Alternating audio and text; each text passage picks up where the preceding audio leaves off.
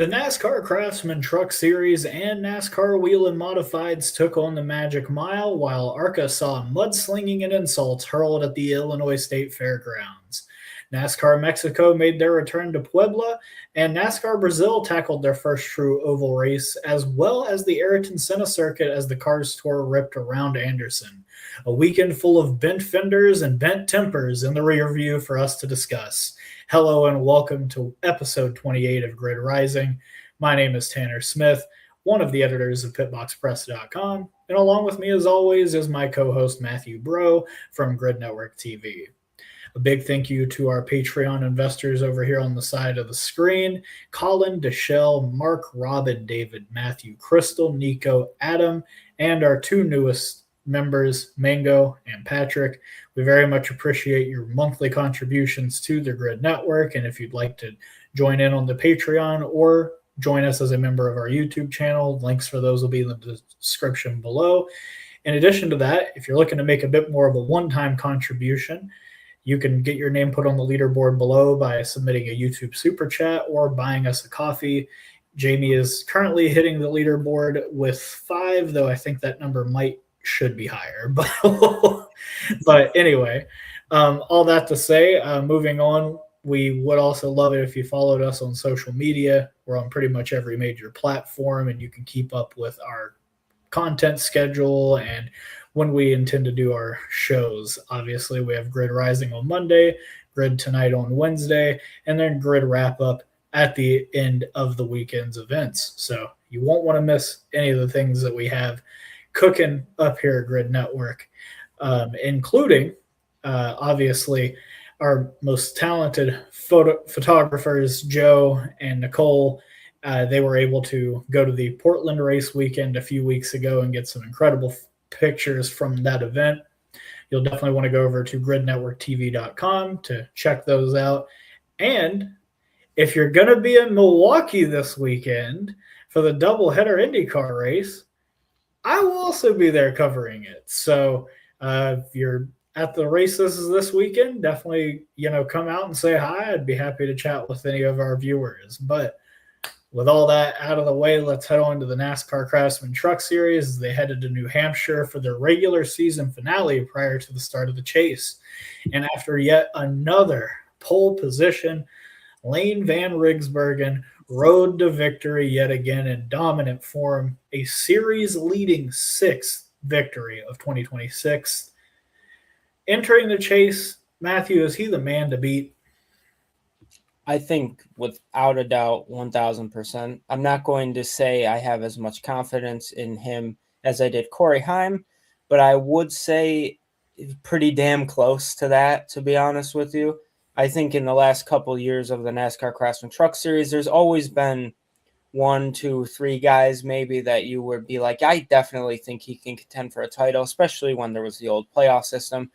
Corey Heim, without a doubt, last year was just significant miles and miles and miles ahead of everyone else. But Layne Riggs has very similar stats heading into the postseason. I guess you could call the chase the postseason. Still 6 wins, I believe. That's pretty damn impressive. I think Heim had like 5 or 6 at that point as well. But then Corey ripped off a lot more, at least at certain points of the season. I don't even know. I think Corey won like 11, 12, something like that. I mean, holy heck. So I don't expect Layne Riggs to win that many races, but I think without a doubt, in my opinion, he is absolutely the man to beat. This has been one of the best performances we've seen, and I think he proves week in and week out that he deserves a NASCAR Cup Series ride. That's why we picked him in the fantasy draft. At least I got him 2nd overall. But I know we're going to talk about your 1st overall pick, especially with the next question here listed. But yeah, curious your thoughts. Do you think that Layne Riggs is going to be the man to beat? I think we've asked this to each other probably the last 5 races, and he's won probably 3 or 4 of those said races. But, I mean, what are your thoughts? Yeah, I mean, you and I have both been high on Layne Riggs for as long as we've known each other, and I was fortunate enough to see his very first Truck Series win at Milwaukee, very coincidentally enough, 2 years ago.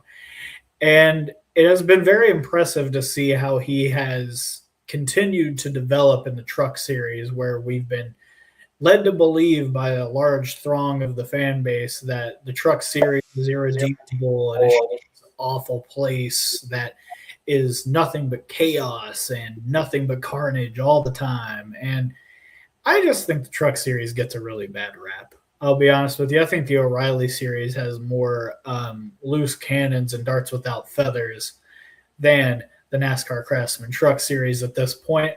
But with all that said, Layne Riggs has been easily, far and away, the best driver of 2026.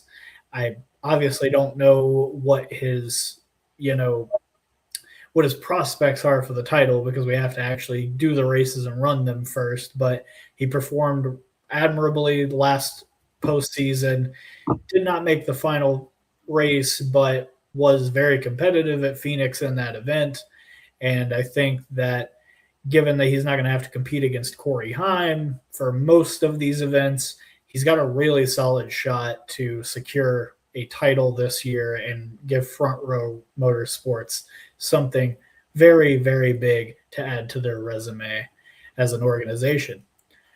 So with that said, I do think one of his biggest competitors is Chandler Smith, the guy that literally is in the same office as him. So Front Row Motorsports is in a very good position to cash in a championship this year when they've been clearly the dominant team in a year where they actually have two incredible drivers. So definitely the spoils of their labor over there. But anyhow, speaking of Chandler Smith and just the chase field in general, I believe the chasers in the Truck Series are obviously number one seed, Layne Riggs, just talked about him. Caden Honeycutt in the 11 truck. Chandler Smith in the 38. You'll have Christian Eckes. I'm assuming you're looking at the list. I'm trying to pull all these from I got you. I got it. I'm going to try. Okay, so I got 4 for 4 right now. Gio Ruggiero. He's 5. Ben Rhodes. Ty Majeski. Daniel Hemrick. Is that 8 or 9? That's 8. You got 2 more. Oh, well, obviously Ankrum. He made it in. And then so who you missing?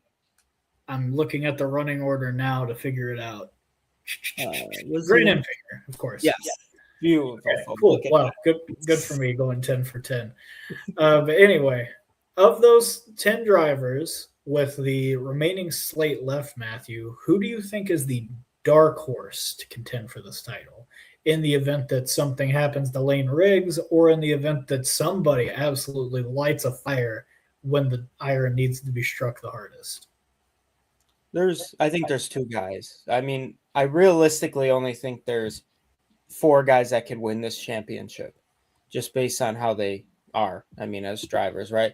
Obviously, Layne and Caden Honeycutt are without a doubt the favorites. And Layne's probably near the minus odds. That's how good Layne Riggs has been this year. I think Chandler Smith, you can't argue against 2 wins, 9 top 5s, especially if something goes wrong with his teammate. He's always there to capitalize. But ladies and gentlemen, you have to be scared. Do not let Christian Eckes get hot. That is a warning to the field, because if Christian Eckes gets hot, I truly believe deep down that he can win the 2026 NASCAR Craftsman Truck Series Championship. I just want to pull up the schedule here on my phone. They head to Bristol for race 1 of the chase. Looking, who has won at Bristol before? Yes, Christian Eckes. Then they head over to Kansas the following week. Who has won at Kansas before? That's Christian Eckes. Then they go to Charlotte Motor Speedway. Who has finished in the top 5 there before? Christian Eckes. You go to Phoenix Raceway. Who has won there before? Christian Eckes. Then they go to not just won there in the championship race. Christian Eckes. Exactly. So clearly the pressure doesn't matter. So then from Phoenix you go to Talladega. He's finished in the top 5 at Dega. You go to Martinsville after that. He's won not once, but twice at Martinsville. And then you head to Homestead, Miami, where he has contended for wins and finished in the top 5. So if you're that 91 team, or if you're any of those other 9 chase competitors, and you see that number 91 team and that McAnally Hilgerman Racing team figure it out, because I think they haven't figured it out. I know they have multiple trucks in the chase. I still don't think they're showing their potential, They haven't especially won a race. yeah.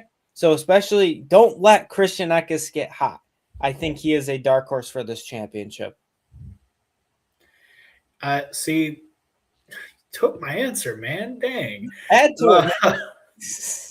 But with that said, yeah, Eckes was going to be the guy that I pointed to. Now, granted, it might be a bit of a leap to be like, hey, the fourth place guy in points who hasn't won this year is a dark horse for the title over the next 7 races. Yes, that might sound like a grand claim, but the guy obviously is not the same driver. The team is not the same from his very dominant 23 and 24 seasons.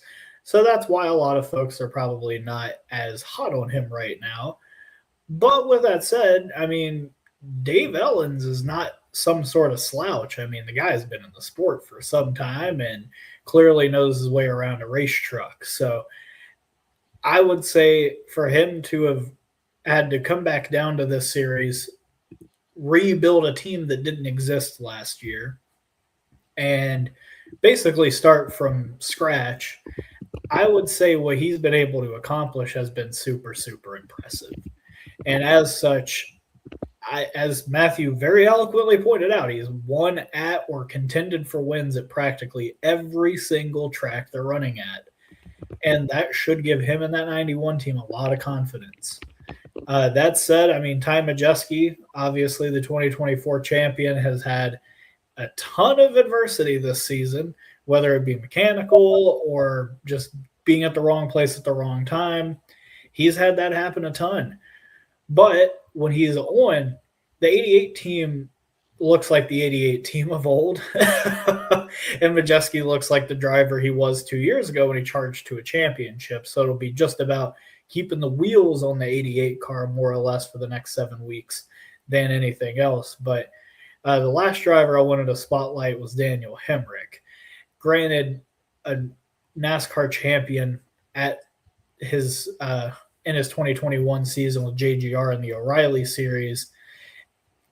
Obviously, only one win on his ledger at the time, and it came in that very race. But Daniel Hemrick is a very solid, steady driver, and if the 91 team starts clicking a little bit better, I imagine those same benefits will be trickling down to the 19 and 18 teams as well.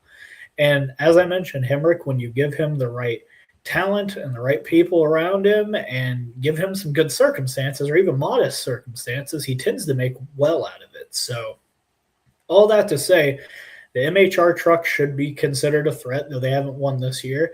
And same thing with Ty Majeski, because he's obviously, a championship caliber driver who has just unfortunately hit a bit of a slump, but it's not like anybody else is winning in the Thor Sport equipment when he isn't. So, all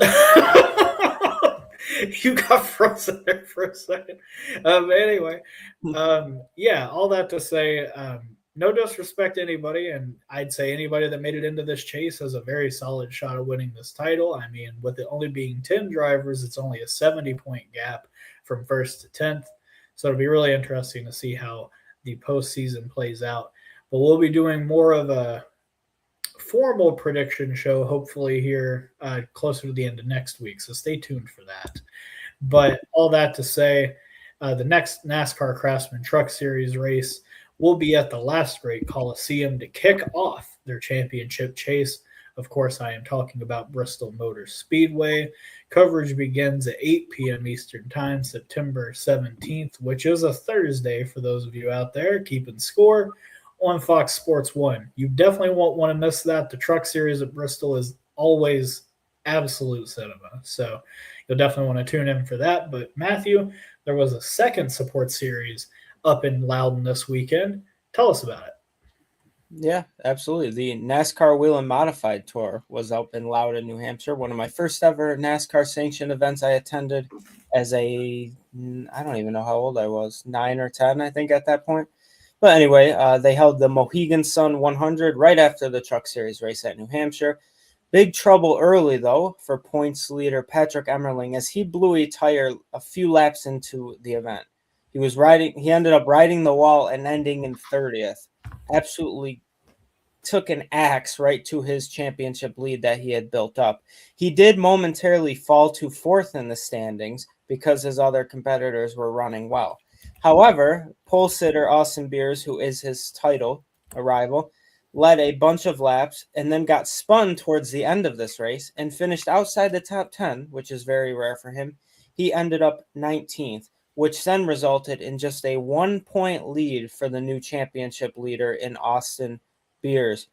After a brief rain delay, though, and when I tell you a lot of chaos, a lot of spins, it was none other than John McKennedy who got the lead on the final lap of this event and held off a very hard-charging Tommy Catalano and Ryan Preece to secure his 3rd win of the 2026 season, as well as his first New Hampshire victory, an event that seems to have eluded him for his entire career. Tyler Repkema ended up 4th, as you can see next to me, as well as Trevor Catalano ended up in the top 5. So overall, great days for the Catalanos. And just wanted to point out, Mike Christopher Jr. ended up 6th. He was just doing double duty, where he ended up, I believe he was 12th in the Hallmark Friesen Racing number 72, their first time in their young history running more than 3 trucks, or more than 2 trucks in an event, and they ended up running 3. So shout out to him. Always want to point out their name next to me here too. Justin Bonsignor, one of the best to ever do it in the NASCAR Whelen Modified Tour. He was in the Dollar Tree number 51. Yes, Dollar Tree threw a lot of money this race weekend at New Hampshire, and luckily they got Justin Bonsignor back in a Whelen Modified Tour, which it's been quite a while since he's been in the series, obviously with tire issues and so on and so forth. That's a whole other debate for another day. Unfortunately, he was up towards the front and leading a bunch of laps, and then he got spun out as well and ended up in 24th. So, Tanner, any thoughts on that, or just the return of one of the greatest to ever do it? I have more of a commentary on our 17th place finisher, if you want to pull them back up here. Gotcha. That would be formerly 3rd place in points, Stephen Kopsick. I feel like this could have been an opportunity with the guys ahead of him in points having troubles for him to have capitalized and gotten himself back into the fight. And clearly that just didn't happen. And now, all of a sudden, Jonathan McKennedy is 25 points out of the lead. So, I don't know. I think the Whelen Modified Tour is certainly heating up here as the summer begins to wane. And it'll be interesting to see as we continue to chart this series throughout the rest of the year how the points are going to continue to fluctuate. But you got to feel for Stephen Kopsick to have such a bang-up start to the year and to, with all due respect, kind of be fizzling out now. It's very reminiscent of Tyler Reddick, is it not? No, exactly. And Tyler Reddick, another one who kind of caught the world by storm. And then all of a sudden, now he's 4th in points, just like Stephen Kopsick. And then you have some of the best in the series up front. Like you can say Austin Beers is kind of like Ryan Blaney in the sense where he's always running up front. And the only time he's not is when something happens to him that's really out of his control. And then Emmerling's just been taking the world by storm this year too. But he just had a terrible New Hampshire event. Had an early DNF in the NASCAR Craftsman Truck Series in the Reaves truck, and then gets to wait for a couple hours to get in his modified, and then 4 laps in, his tire blows and he slams into the wall. So just not a great race weekend for Patrick Emmerling. But yeah, the next race weekend for them, though, is the GAF 150 at Stafford Speedway on Friday, August 28th at 8:45 p.m. Eastern Time on Flow Racing. So pretty much they waited a while to do their races, and all of a sudden now it's back to back to back to back to back. So because you can't race up north past a certain point. It's going to start freezing over. Yeah, my home track is Oswego, and they're supposed to be there September 5th. I hope it doesn't have any snow or stuff coming, but hopefully. Yeah, but there is a dirt week in October, and it usually gets really close to snowing at that point. So curious to see, but yeah, gosh, we did NASCAR trucks, and then we did NASCAR Whelen Modified Tour. Let's take a quick break from the NASCAR parts of the show and throw it over to the NASCAR sanctioned series. So what do you got over, I believe, Illinois, right? Indeed, the Illinois State Fairgrounds played host to this weekend's event, a 100 lapper around the Fairgrounds Speedway, which is completely covered in dirt. And despite strong runs and efforts from Taylor Reimer and Gavan Boschele, Max Reaves and the indomitable Gibbs 18 car got to victory lane yesterday, but the checkered flag spotlighted Max Reaves' checkered standing among his fellow drivers and the fan base at large. With a handful of laps remaining, Reaves' lead receded to the point that Nitro Motorsports' Gavan Boschele was on his rear bumper, and Boschele was able to get by him without making contact. Unfortunately for Boschele, that level of respect was not returned as Reaves dove into turn one not long after the initial pass and just outright dunked his competition. Due to the nature of the track, Boschele only kind of turned into the inside wall and was able to continue without bringing out a caution, allowing Reaves to scoot away and take another victory as his rival fell to fifth.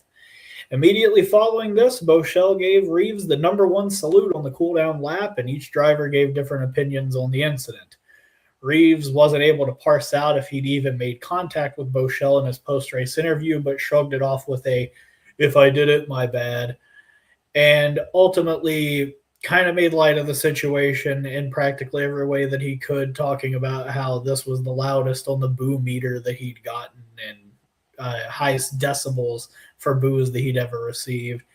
Meanwhile, Gavan Boschele was removed from winner's circle, but not the track. Let's make that clear. Charles Crawl from ARCA made it very clear he did not get removed from the facility, so let's not say that. They had to get him out of victory lane so a scene wouldn't take place. But he was obviously trying to storm into Reaves' victory lane celebration and let him know how he felt, and wasn't able to get that opportunity. So he later said on Twitter, "If you can't beat him, wreck him," and then mentioned that he is very excited to go to DuQuoin in a couple of weeks.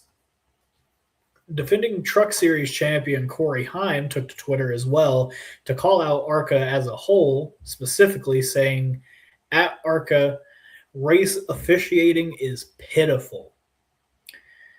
Matthew, I know it was a lot to take in, and it was a lot of aftermath. I'm talking about that, so I'll open the floor up to you. Where do you stand on this incident? I guess which one, right? I mean, well, yeah, there was there were so many, right? You saw lapped cars spinning in front of the leaders all on their own. Then you saw the whole Taylor Reimer restart line violation that she was arguing with Charles Crawl on Twitter about it. That was very interesting. And then as well as obviously Max Reaves and Gavan Boschele, and then Gavan trying to get after Max. It's so much happened in this event. Just the fact that Max Reaves still managed to lead 97 laps with Carson Brown was a legit threat. He had a flat tire. Isaac Kitzmiller, want to give a big tip of the cap to him. His only dirt experience is in legend cars, which it was a while ago since he did that, and he comes out and runs second. That's pretty damn impressive. Obviously, Thomas Annunziata's first time ever on dirt too, goes out there, runs third. And then Taylor Reimer going from that whole restart violation thing where she claimed, she couldn't see the line, whatever. I can't comment on that because I really don't know. But there's a hint at what the weapon of the week is going to be later in this broadcast. But I think Corey Heim's absolutely right about race directing and race officiating. I think a lot of it is very pitiful, especially in the ARCA Menards Series at certain points. But for just to go back now to Gavan Boschele and Max Reaves, obviously we've been very critical of Max Reaves. And I think most people have been, and I think he knows that. And one of my first stories I had ever written in terms of NASCAR related was back when Ty Gibbs, I believe it was right before he won the Xfinity Championship at the time. I did it as kind of an audition to start writing for a news article, or a news source, I should say. And my story was called Ty Gibbs, It's Time to Be the Villain. Embrace that. he waited at least a little bit to do that. I'm worried Max Reaves is too damn young to be trying to be a villain at 16 years old in an overpowered Joe Gibbs Racing Toyota in the ARCA series. He might be one of the best or most successful in terms of wins that we see ever out of this Joe Gibbs camp.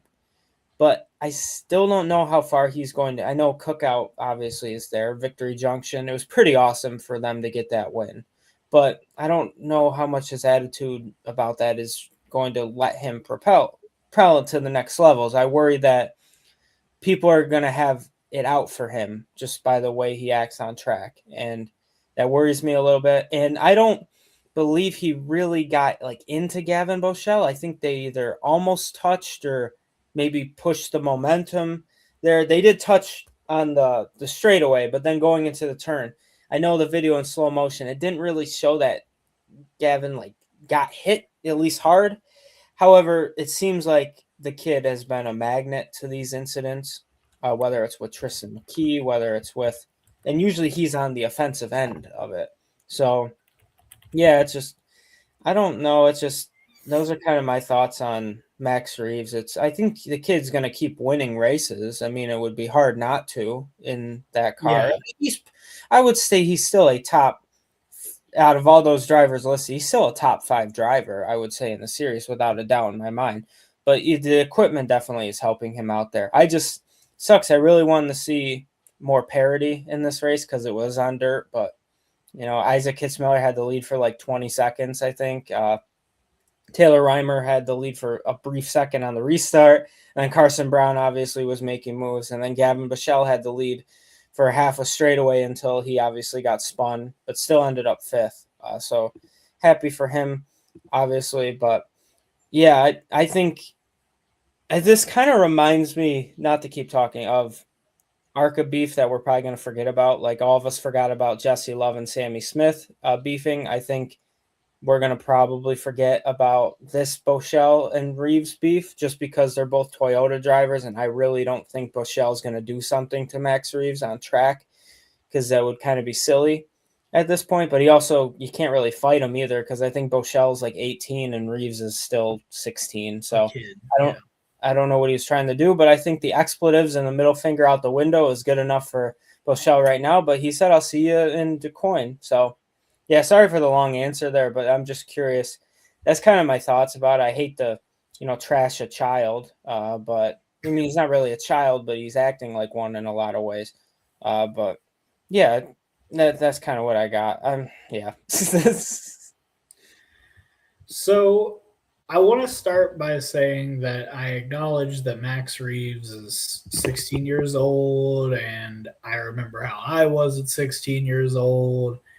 And that, obviously, I don't think that any of us want to really be judged by, perceived mistakes we make or faux pas we make when we are young, especially when we become adults. However, unfortunately, because of how we decide to run racing and how we decide to, let drivers enter at certain ages that maybe they probably don't have the mental maturity or acuity to really understand the position that they're in. But I mean, these kids have adults' jobs, and they are representing large companies that are investing in them to drive their billboard really fast. And obviously, Max Reaves has been blessed to be born into the Reaves family that owns the Cookout chain of restaurants and probably among other businesses that help support it. And I think that's something, we all have to keep in mind. With that said, I think we really need to start asking some serious questions about JGR and their development of this kid, specifically with the driver mentor that they have with him. And this is absolutely zero disrespect to the absolute legend that is Bobby Labonte, who I am sure has helped lead a lot of young drivers to water and let them drink and they become big and strong and become cup drivers. Obviously, I'm kind of mixing a metaphor here, but I think you all get what my point is. Bobby Labonte's probably been doing this driver mentorship thing with JGR or just in some form for a long time. That said, I have never known Bobby Labonte to be anywhere near as egotistical outwardly as Max Reaves has postured himself. I don't know if it's the 18 on the side of the car or just because he grew up in the era, but he really wants to be Kyle Busch without being as talented as Kyle Busch and without being anywhere near as likable as Kyle Busch, just to be honest. Kyle Busch was literally a once in a generation, once in a lifetime talent, and the world is, obviously going to miss him. But these kids coming up, I worry about them because they think this is how they need to be instead of, maybe being themselves, or if this is who Max Reaves actually is, then, that's a whole other kind of conversation that we will not be having on this program. All that to say, why not give him someone like Kurt Busch to learn from? He needs somebody in his corner telling him, hey, I did this and it made me miserable. I did this and people have literally not let it go for years. Because it seems like Max Reaves as a teenager is just so in his own head, in his own world, that even when he runs over somebody, he can't even really take accountability for it. Like, at least with Kyle Busch, if he wrecked somebody, you knew about it because he would tell you about it. So I think that's what's most frustrating is like JGR clearly believes in this kid and believes that he is going to be part of, if not their future, Toyota Gazoo Racing's development ladder for the foreseeable future. And it just baffles me to no end that they keep letting him kind of act the way that he does and posture the way that he does when it makes their organization look unruly for not reining him in, and just ultimately worse for, the driving pipeline that they've established. So all that to say, Gavan Boschele was, I would say, relatively tame compared to what he could have done had they both been the same age. So I'm looking forward to DuQuoin to see what could or could not happen there. I'm glad that Gavan Boschele is okay because apparently he had a brake failure towards the end of the truck race and bruised parts on his body. And I also think that kind of also shows some of Reeves's recklessness, is that his competitor is racing with an injury and he just didn't even care and dumped him, and then didn't even, care to take accountability for it after the fact. So all that to say, JGR, if your intent is to keep this kid in your pipeline and continue to develop him, then you absolutely must get him somebody in his corner that will rein him in, because the kid that we're seeing out on the track right now will not make it to Cup. The way he's acting and the way that he races, he ain't going to make it to Cup. We said the same thing about Haley Deegan 7 years ago. And guess what? She didn't make it. So with all that said, I appreciate the talent that Max Reaves has, but what I don't appreciate is how he conducts himself on and off the racetrack. And I think it would be in JGR's and his own best interest, and in Cookout's best interest as a franchise. It would be in all their best interests to really, at the end of this season, sit this kid down and have a real hard conversation about who he is and who he wants to be. Because if who he wants to be as a Cup driver, the way he's acting and being right now is not going to be the stepping stones to getting there. You've got to have more respect for your opponents, and he clearly has none. So, yeah, that's really all I've got to say about that. Do you have one thing to add? Yeah, I was gonna say. So he's born January 2010, which makes him 16. Jesus Christ. Yeah, so he's a young kid. Next year, Joe Gibbs Racing, I believe, has already announced Brent Cruz will be back, William Sawalich will be back, and Taylor Gray will be back. I believe Brandon Jones is probably going to be back. Yeah, I mean, like, where's he going to go? Yeah, I mean, he's pretty kid is fit. Kid. He could go anywhere. He's got the money, but still. Brandon Jones is 5th in points, so pretty good for him. But you look at, so we're heading into now 2018 or 2028, right?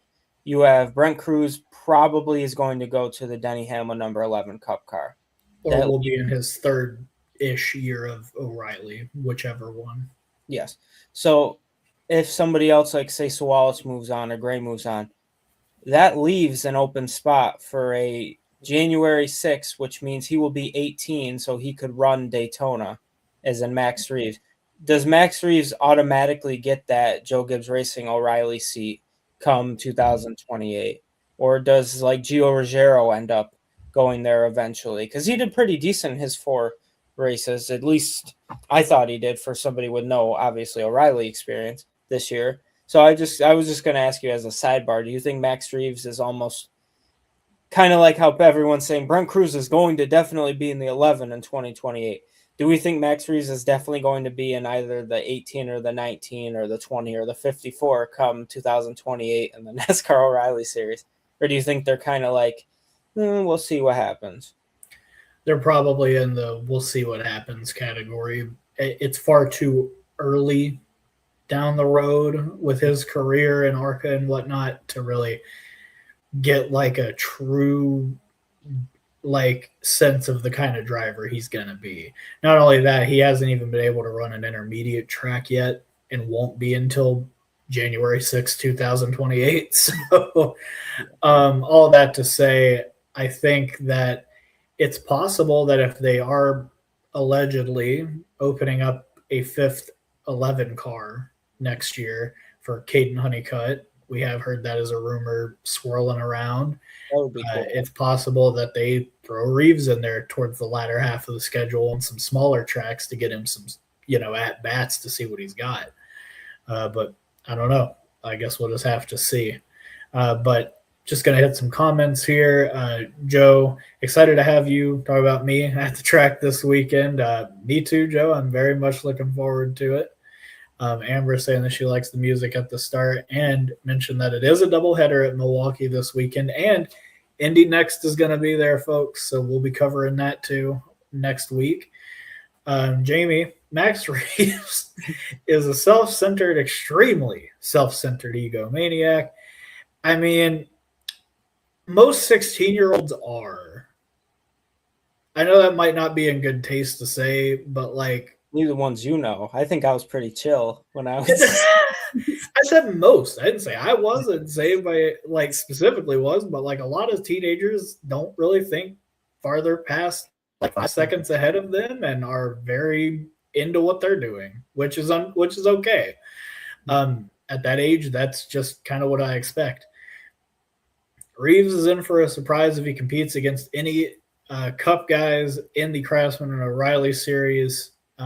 Especially if he ever would make the Cup Series, which I doubt would happen at this rate. But Kyle Busch, often extremely disliked, especially by me, had earned the respect he finally had his last years. Yeah, I mean, though Kyle was as prickly as a porcupine and a cactus put together at times, he had earned the respect by being damn good. So, yeah. And Jamie further asserting he will not get that far as in Max Reaves as far as the Cup Series is concerned. And then he mentions that he works for Cookout, Good Food, Horrible Management. Jamie has a personal vendetta. Jamie's got some thoughts today. I love it. Keep them coming, Jamie. Anything else you wanted to add about Reaves or the race at Illinois or anything like that? Not just happy again for Isaac Kitzmiller. Love to see that kid continue to show that he's going to eventually win, whether it's in the Truck Series or ARCA Series in the next couple of years. Just kid's almost there. Just happy for him. Obviously, Taylor Reimer proved that she really has it. Like, I don't think a lot of people give her enough credit considering she's not full-time, and there's obviously Isabella Robusto is very talented. Jade Avedizian is very talented.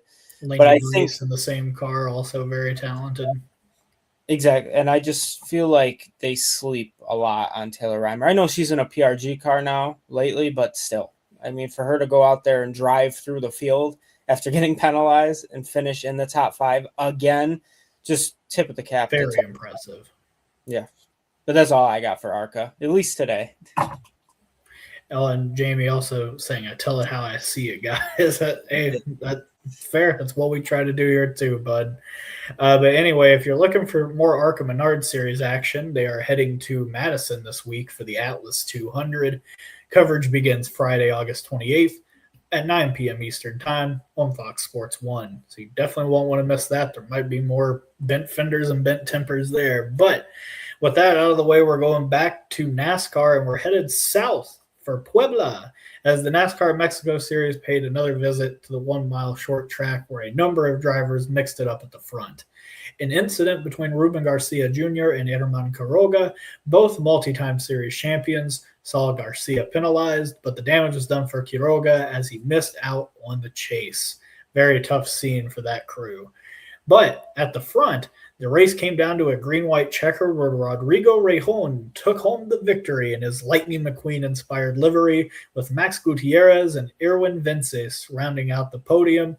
The drivers racing for the NASCAR Mexico Chase are Ruben Garcia as the 1 seed, Eloy Falcon as the 2nd, Alejandro de Alba, Max Gutierrez, Irwin Vences, Rodrigo Rejon, Ruben Rovero, Julio Rejon, Xavi Razo, and Jose Luis Ramirez. So those will be your 10 drivers racing for the title this year in the NASCAR Mexico Series. They've only got a few races left on their calendar, and the very next one is at Monterey for the first race of their Chase for the Cup. Coverage begins at noon Eastern on September 5th on the NASCAR Mexico Series YouTube channel. You won't want to miss that. I am sure it will be an absolute banger because they've done literally nothing but submit bangers into the collection this year. So, all that to say, Matt, if you want, I could take the NASCAR Brazil section. I know I wrote it. So, yeah, I think the reason why, because I was reading through it and I'm definitely going to butcher some of these guys' names. Oh, okay. That's fair. I can give it a good shot. So, I'll keep right here. So speaking of NASCAR Brazil, they ran a doubleheader weekend at Londrina, otherwise known as the Ayrton Senna International Circuit. And after claiming the pole for race 1 by winning the sprint race, Thiago Camilo took the race 1 victory after fending off a fierce challenge from Ricardo Mauricio. A late safety car allowed Camilo to pull away at the end to claim the victory. However, race 2 saw lots of action as Camilo Cacabueno, Artur Gama, and Gabriel Casagrandes jostled for the top spot.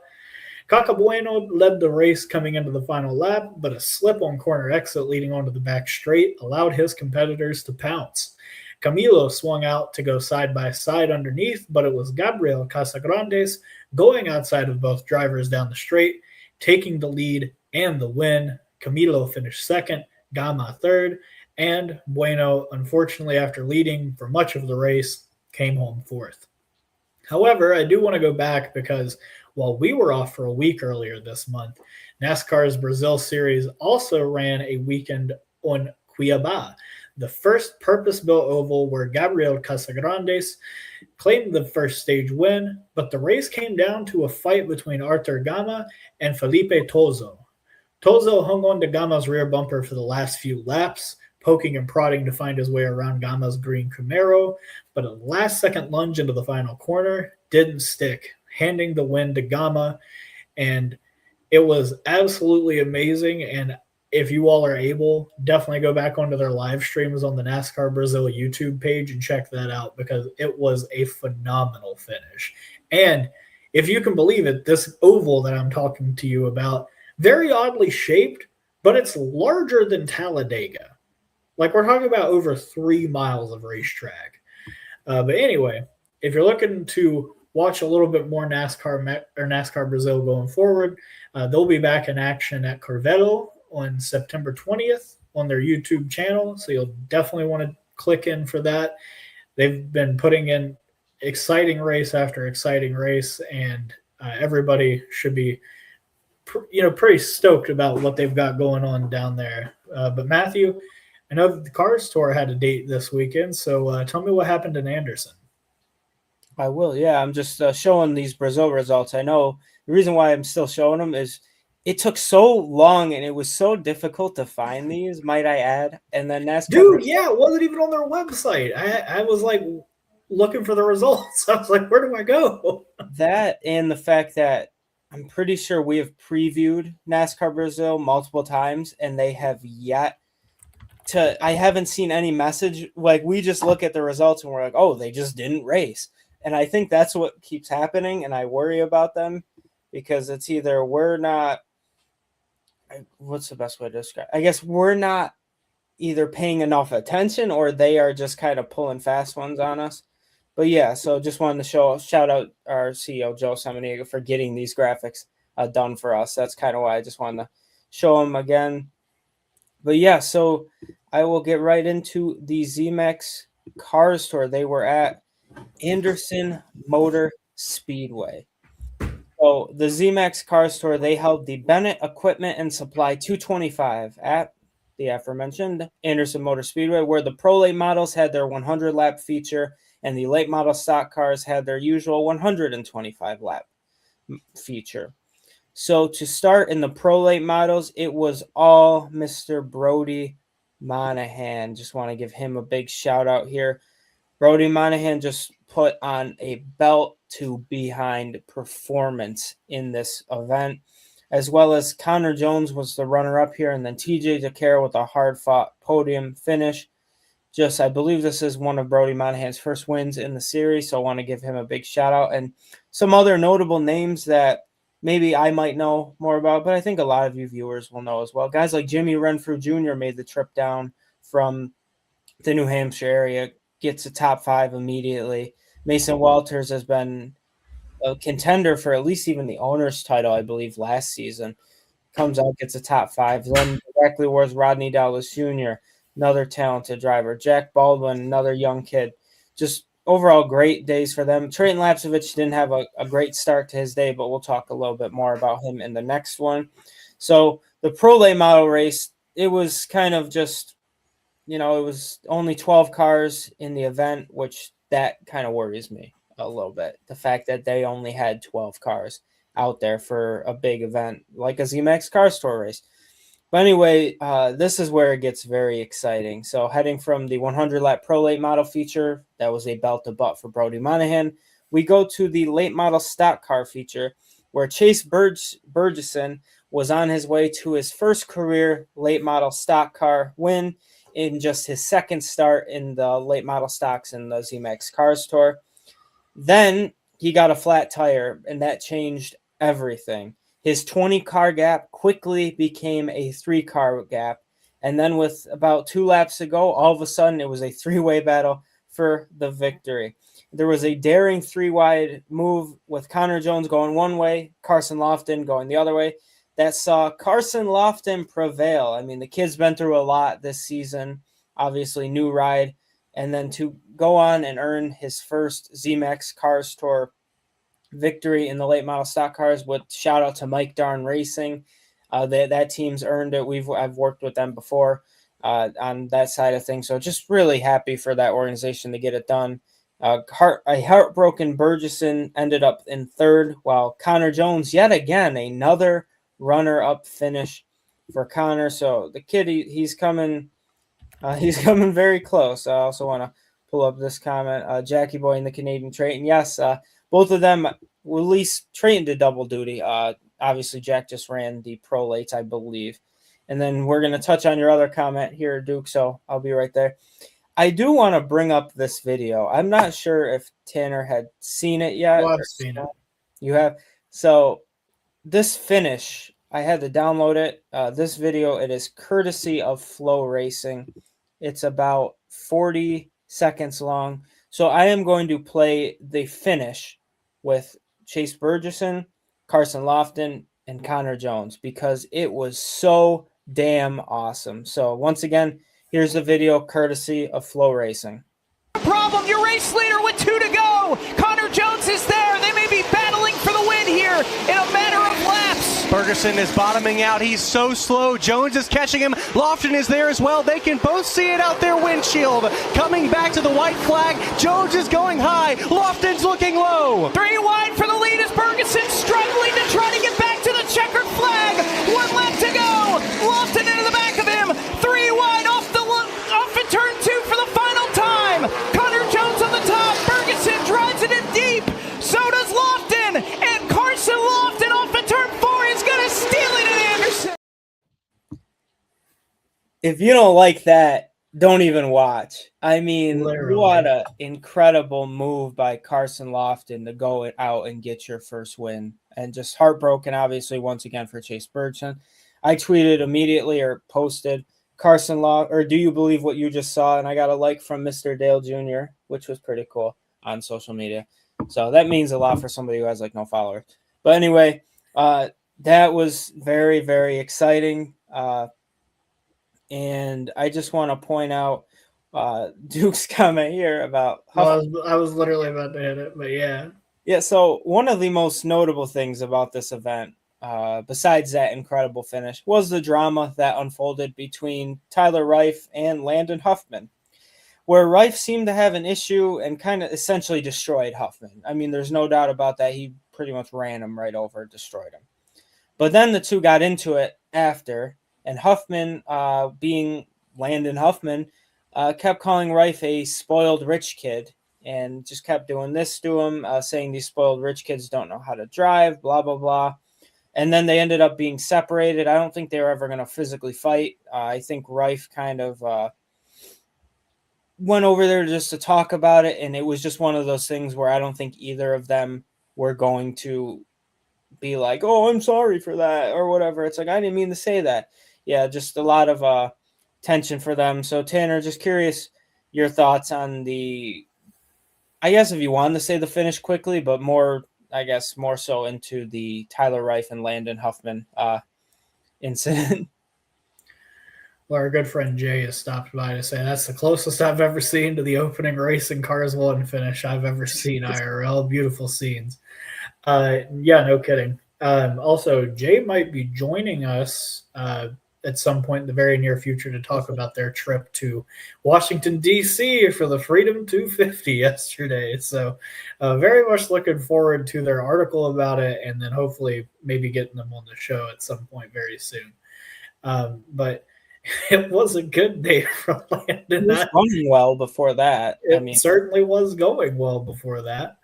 But anyway, so I watched all of the Ram Race for the Seat episodes when they came out because I was like, NASCAR and a game show. This is a good little marriage. I'm very intrigued. And Landon Huffman was one of the 15 contestants on that program. And obviously, I don't think he made too much of an impression on the show. However, one of the very first talking head segments he did, and if you've watched reality TV, you know what I'm talking about, but one of the very first talking head segments he does to introduce himself is talking about how, well, my online presence, tends to be a bit of a, thing that people don't like about me. And, talking about how, he doesn't get as many opportunities as he thinks he should and all this other stuff. And I'll just say this as someone that was also born in 1996, like Landon Huffman was. He's actually about 8 months older than me, 8 or 9 months. And I think a lot of people my age probably feel like they haven't gotten the opportunities they feel they deserve. But when I physically have, a pretty good idea of what your record is, and just what your reputation tends to be, it doesn't really shock me as much that a guy like him is having so much trouble trying to get the opportunities he feels he deserves. Because I'll be honest, I mean, from what it sounds like, Tyler Reif was trying to go over and apologize for what happened.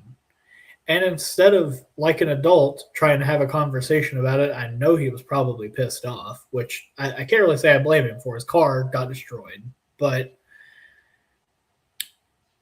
at a certain point, you've got to be the bigger person. And especially when you are the older person in the entire disagreement here. And I have never one time in any altercation he has ever had that I've seen, I've never seen Layne be the bigger person, take the high road, or anything like that. That man is a consistent low road taker. And you know what? There's a place in racing and in life for people like that. At the same time, though, I just think that when you're talking about needing to get corporate sponsorship in order to prove yourself at the higher levels of the sport, you kind of also have to be palatable to them in some way, shape, or form. And Landon Huffman does a horrible job consistently of selling himself to people. And maybe that's just him keeping it real and keeping it authentic. And in that case, I can kind of respect it. But again, you're in a field where your destiny relies on other people, and you consistently show again and again that you are incapable of having an adult conversation when you're upset. So all that to say, Tyler Reif obviously was on the wrong in the situation, kind of seemed like he was trying to atone for it, which I feel like a normal adult tries to at least appreciate that. But at the same time, I just feel like Landon Huffman never really does himself any favors. And if he really wants to advance in his career, then he's got to do a better job of how he responds to certain situations. And this is just, in my opinion, the latest example in a notepad thick of examples of him acting exactly like this. So I'm hoping as he crests 30 and is about to hit 31 and officially enter his 30s, he can maybe reflect in this offseason and hopefully grow a little bit, because I don't know, man. You kind of still act like a 15-year-old. When you get upset, you got to be a little bit better than that. Yeah, and I think a lot of it's part of it. Like when you go to trying to get sponsorships, and I work on a lot of stuff, not new to it, obviously, but I'm learning a lot of the ins and outs of the industry and doing marketing decks and stuff. I'm having a blast, but it is much harder, I will say, to try to market a guy that acts like that versus drivers who are very calm, cool, collected. And it does suck for Landon Huffman. I think he had every right to be upset about getting taken out of, which was probably one of his best.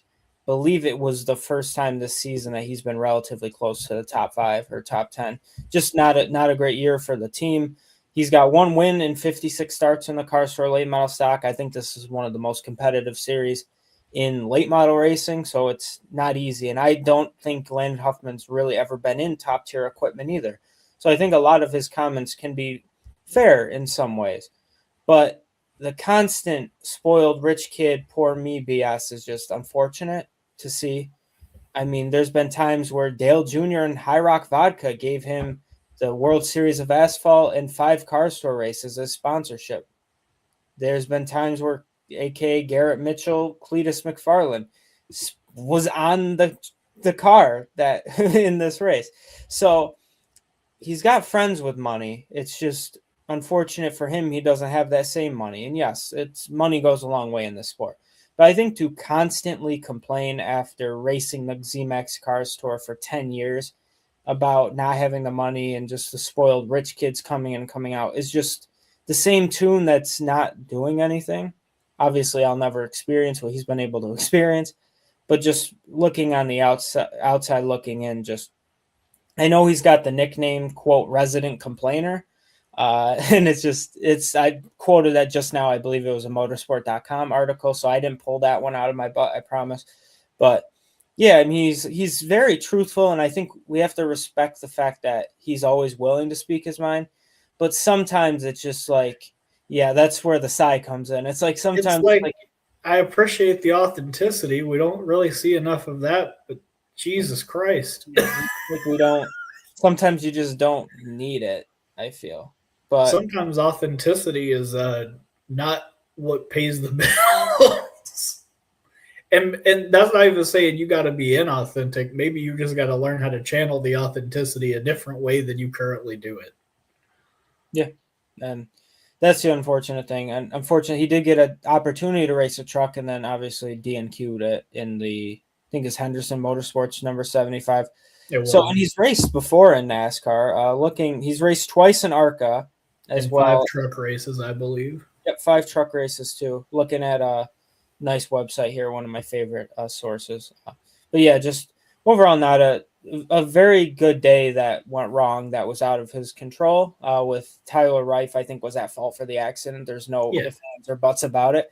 And I think Landon Huffman has absolutely every right to be mad, but like just watching him, if I closed my eyes and only looked at the quotes he said, I would have been like, damn, this kid's probably 14, 15 years old, getting very upset. That's right. But then you look and he's 30 and you're like, oh. You're like, you'd think it was Landon S. Huffman and not Landon Huffman. Yeah. The unrelated, same name, same series individual. Yeah. But it just sucks. But those are kind of my thoughts too. I agree with you on the sense of it's just the, same thing, same S word, different day type you thing. Keep finding yourself in these spots and reacting the same way and expecting things to continue to work out differently.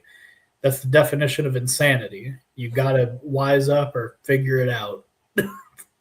Yeah, and this year he finished 7th at Wake County, but Anderson Motor Speedway, this race truly was his best race of this year, and he was doing really well, and it got ripped away from him. And like I said, yeah, every right to be upset, but I feel like the entire post-race media stuff was more for content clicks than it was for anything else, because it doesn't make you look too great when you're doing that. But, it is what it is. We move on, mess with it, we ride, right? I was going to say the other word, but we'd get censored on this channel.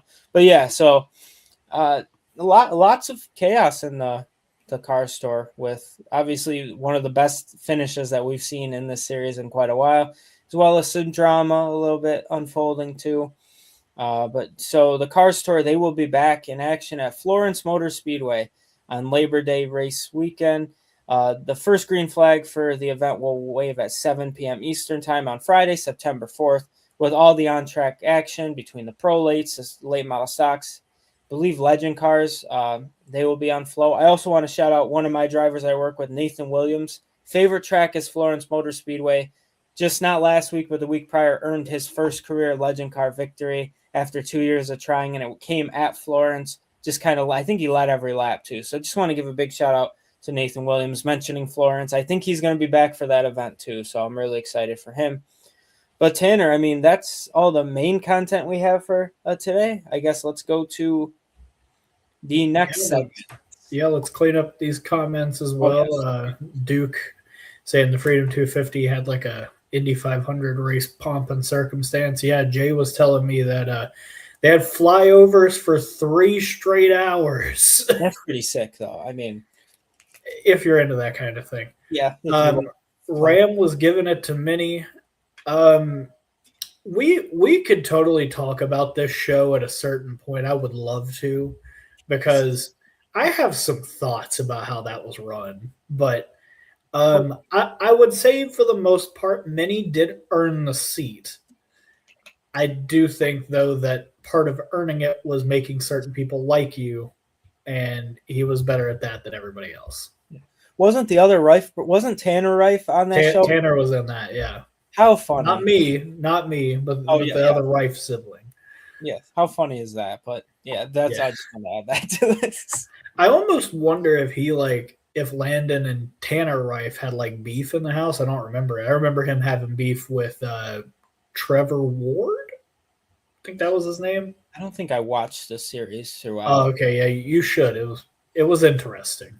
But anyway, the whole rollout. I know we could debate this for an hour, have its own broadcast, but the fact that like we all kind of already knew who won before the series even aired because it just waited so long. I don't know what happened, but obviously then I've had guys race with Minnie, so we kind of like knew that that was coming. Yeah. But yeah. And what's then up? Jay said, in my opinion, if you want to live in the suburbs, you got to lose the trailer park attitude regarding Huffman there. But couldn't agree more. As someone that literally did live in a trailer park. But anyway, moving on to our shining moment for the week, which will not include Landon Huffman. But yeah, moving on to our shining moment where we spotlight a driver or team that had caught our eye this weekend and stood out as a highlight. So starting with me, I'm going to give mine to Bubba Wallace. Something he said in his post-race interview yesterday after finishing second at Loudon this week was very enlightening to me. And it was that he said the last time they finished well there, it was the second worst handling race car he'd ever had, and he finished third. That was back in 2023. The last 2 years had some trouble there, but this year had an even worse handling car than he did in 2023. Got one spot better. And I just feel like a lot of times in the next-gen era, we're hearing more and more drivers being like, I'm not driving a car that's comfortable to me. I am driving what will go fast. And it was interesting to see Bubba, who is somebody that very clearly likes a certain way that the car drives, be able to adapt to a car that was not driving to his liking and still climb from 23rd on the grid, not damage his car as he was getting through the pack, and staying up front once he got there. It was very impressive to see him, put together this kind of race after the last couple months that he's had, where it's just been up and down, up and down, up and down. So all that to say, it was awesome to see him, have a good run and break through. Obviously, I'm sure he wanted to win yesterday, but after that lockup going into turn 3, I think he knew that, okay, well, second will be fine today because it pretty much locked him into the chase. So Bubba Wallace will be my shining moment for this week. But Matthew, I'm going to flash over to you. Who do you got? Mine's my specific one. It's going to be a name we've never mentioned on this broadcast, but as people may know, I work with young legend car drivers too, and there was a Kyle Busch Invitational that Kyle Busch created before his passing, and it invited 18 of the best Bandolero drivers in the country, as well as 51 of the best legend car drivers in the country. You had to qualify for this event, whether it's winning a championship in some series, finishing in the top 5, winning a national points event. And luckily, I had a couple drivers in this race, or in the legend car race, I should say, not the Bandolero race. But there was this young kid. It's a family racer. His name is Preston Risley, I believe, Wrisley. And when I tell you that kid was firing on every cylinder imaginable in that little motorcycle engine in that legend car. So they had 50, I believe it was around 49 to 51 legend cars trying to make the race. They had a qualifying session to line up the heat races. Preston, fastest lap of anyone. So he goes into the first heat, leads all 12 laps, I believe it was. There's more because of cautions. Dominates. Goes into the 30-lap feature race that had caution after caution after caution. Leads every single lap. There was not one time during this event at Bowman Gray Stadium, which they don't race legend cars there very often. It's been quite a while. But they have some guys like Daniel Hemrick's raced there before, Ryan Blaney's raced Bandoleros, like going way back, Brendan Poole, so on and so forth. But Preston did not get past one time throughout this entire event. He was fastest in qualifying. He won the heat race, led every lap, then went out, started on pole for the main event, and led every single lap. Just an absolute dominant, belt-to-butt performance by Preston Risley, and I think he absolutely is my shining moment from this race weekend. Indeed, and I'd say that's a very fine choice, Matthew. And yeah, it's always impressive to see somebody with a family run effort be able to, take it up against the big boys and take them out. But anyhow, as you can tell, the lights behind me are a little dim, folks. Yeah, I'm gonna get too dark in here. I changed. Yeah, I gotta get a little darker. At least my teeth. Because it is time to dip the battle axe in paraffin wax and light it ablaze, because we're talking about the weapon of the week. We are going to be spotlighting a driver who unfortunately will be showing up on the low light reel this week for getting into other drivers and causing a mess. So, Matthew, there's a lot of good contenders this week. A lot of good contenders, a lot of contestants, lots of nominees. But I want to know, who's your grid weapon of the week? One of them, absolutely, just want to shout out our Kobe Lambeth, Rexy from the IMSA race. Yeah. With a WR this week. Chaos. Oh, my God. So I just wanted to point that one out. But I think the main one, mine's not necessarily a person. You could say Max Reaves. You could say Landon Huffman. You could even say Tyler Wright for what had happened. But race control overall across all these series that I had watched, just there was always something. I think you can argue, I know it's against the rules, but if you start at the NASCAR Cup Series, right, not letting the drivers decide the crews decide if they want to be on wet weather tires or slicks, I think that's absolutely in the conversation for weapon of the week, and I think that should change. You look at the ARCA Menards Series, you could argue that race officiating had some say in how this race played out. Whether it was Taylor Reimer, whether it was Max Reaves spinning Gavan Boschele, allegedly, either they touch or not, whatever, still spun out and the field didn't reset or whatever. So no caution there, no line for Taylor Reimer to see, so on and so forth. But then in the legend car at Bowman Gray, there was another incident where a driver that I know very well, I'm not going to name names, but as in I work with him, so you could connect the dots, got hit from behind. And then he ended up, because the track's so small, slamming into another driver. And they black flagged my driver for causing the wreck, and it took him out of the race. When he had moved up, starting near the back, was making his way through the field little by little, got black flagged and ended his day.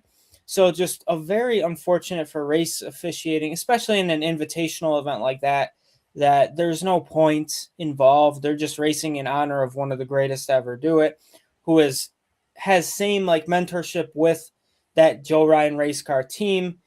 And then you just go out and you throw a black flag at a driver who got slammed from behind. Not even a chance of the replay or anything, just kind of did that. So race control overall, in my opinion, across all different states and sanctioning bodies. Just I don't know what's going on with these, but it seems like lately race control has just been too much of a determining factor in how these events go. And I know that's kind of their job, but at the same time, it's supposed to be in a good manner, not a negative manner. So that's my main weapon of the week, is just race control overall. I know they have a hard job, but you are a weapon this week. Yeah, your job as the umpire is to call the balls and the strikes. And if you're only calling the balls and not any of the strikes, then you're just going to let people walk away from when they should be out. So all that to say, I agree with that take, but I am going to take aim at some people. I'm going to throw the axe at some people. Namely, Gio Ruggiero. You are the first weapon that I'm going to be talking about this week, because listen, man, I get it. Home race. You got probably all your friends and family there that are somewhat local. Obviously, I know that Massachusetts is a bit of a drive from New Hampshire, but I'm sure given the fact that you're a truck series driver, you could probably afford to get all your folks up there. And then you climb all the way up to second. You've got a chance to compete for the victory on the final restart of the race. And then what do you go and do? You don't even try to race your competitor, and then you run into his side and you spin yourself out and completely take out half the field. Absolutely disgraceful. And he's been doing this all year. We've talked about it on here ad nauseum at this point, that the kid needs to get his head screwed on tight. And this is just another in a long list of incidents that he's had this year, going back to the Daytona ARCA race, the Kansas ARCA race. He's had a number of incidents with Caden Honeycutt this year that culminated at Lime Rock and him getting sent off the track, another one of the tracks he's probably gotten a lot of people to go out to. So, yeah, I have no sympathy for him whatsoever. You have got to start acting like you're at this level for a good reason and not just for money, and you're driving over your head at every possible opportunity. You have got to stop this.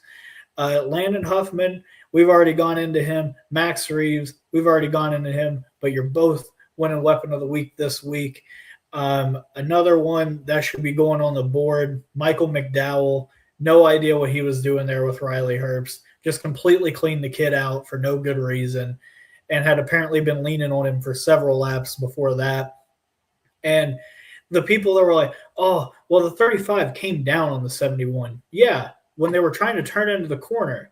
And then they separated for a good second, and then McDowell just drove straight through him. So had no respect for that kind of move. But unfortunately, that's just who Michael McDowell tends to be. And outside of that, trying to think, there was a big wreck in the IndyCar race. Renus VK was in it. I don't think it was his fault. Oh yeah, wasn't it? Rasmussen was in it too. Right? Was it? It wasn't Rasmussen. He absolved Christian Rasmussen after the race on Twitter. God, who else was it in that crash? Who caused that? I was back and forth between IMSA and ARCA and NASCAR all at the same time, so I missed it. So yeah, exactly. Like you and I were probably having to hop. Marcus Armstrong. That's right, Joe. Marcus Armstrong was causing accident after accident out there. Clean it up, dude. Jesus Christ. You're the one guy that MSR seems to actually believe in. Give them something to believe in. Stop wrecking the competition. But with that out of the way, we are going to go to the final rundown to tell you all what's coming up next week. So let's open up the old book here. I think we got one this Wednesday too, if I'm not mistaken. We do. It is ASA at Owasso. And then we've got mods at Stafford, as Matthew mentioned earlier. We have ARCA at Madison, as I mentioned earlier. NASCAR Canada is going to Complex iCar. I really hope that I am not butchering that. I don't know. NASCAR Euro is going to Czechia, which should be interesting. The Cars Southwest Tour is going to All American Speedway. O'Reilly should be heading to Daytona, obviously, for their regular season finale. And as I mentioned earlier, I'll be covering Indy next while I'm at Milwaukee. So we'll be talking about that plenty next week. But with that, take us home, Matthew. Absolutely. So make sure you tune into those races if you can, though. Lots of fun action. Lots of good action coming up this week. But yeah, just as a reminder to everyone, we always want to thank our investors here. To my side, with Colin, Deshelle, Mark, Robin, David, Matthew, Crystal, Nico, Adam, Mango, and Patrick. Again, Mango and Patrick being our newer investors, we really appreciate that, as well as our YouTube super chats, buy me a coffees, any sort of donation, especially Jamie, who's here in this chat room tonight. We really do appreciate you. I think we talked about that number next to him. I don't know how accurate that might be at this point. We just really do appreciate your very kind donations, as well as Jason M. And then Amber was in the chat as well earlier, so really appreciate her, as well as everyone on that list. And then also, we are trying to be everywhere, working on a lot of stuff. We just posted our draft, our NASCAR prospect draft. Even if you don't want to watch the Schneider video, so if y'all want to check that out, make sure to check out, obviously, Motorsport Monday as well. Whether you watch his first and then come watch ours after the fact, or vice versa, make sure to check that out. But we had Ben on. We did a NASCAR prospect draft. It is all over our social media, both the video and the graphic. Let us know if Ben's team was the best, or if Tanner's team was the best, or my team. was the best at the end of the day. And just, I mean, let us know your picks. I didn't even think about it as us constructing a team, but that's interesting. Yeah, I mean, we have drivers from both O'Reilly trucks, and then I think we all have some ARCAs. Yeah. So that's a squad right there. I wonder, we'll have to compare what their NASCAR 26 overall ratings are when the game comes out and see who has the highest one. There we go. Not that that matters, obviously, but Grid Network TV, that's our app for Facebook, Instagram, TikTok, Blue Sky, YouTube. We're here, X. Try to be everywhere as much as we possibly can. Just trying to roll out content. We're getting closer to 2,000 subscribers as well on YouTube, so we really appreciate you to like and subscribe to all of our videos that we have here too. And just as a reminder to everyone, I like to say, don't be afraid to do something great. And thank you for tuning in to episode 28 of Grid Rising. Enjoy the racing this race weekend, and we will see you all next time.